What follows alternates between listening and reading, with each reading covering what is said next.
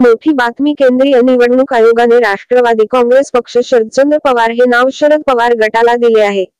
हे नाव राज्यसभा निवडणुकीपर्यंत दिल्याचे आयोगाने म्हटले होते. या विरोधात शरद पवारांनी सुप्रीम कोर्टात धाव घेतली होती. त्यावर सोमवारी सुनावणी झाली. यावेळी आगामी सर्व निवडणुकीपर्यंत हेच नाव असावे अशी मागणी शरद पवारांच्या वतीने करण्यात आली.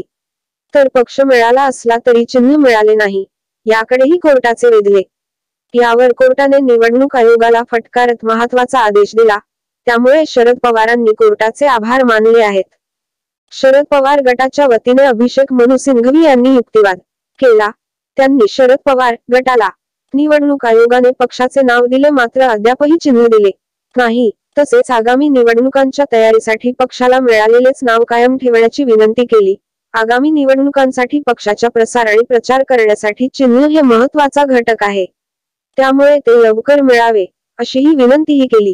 त्यावर ज्यावेळी मागणी करतील त्यानंतर आठवड्यातच शरद पवार गटाला चिन्ह द्यावे असे आदेश निवडणूक आयोगाला दिले आहेत.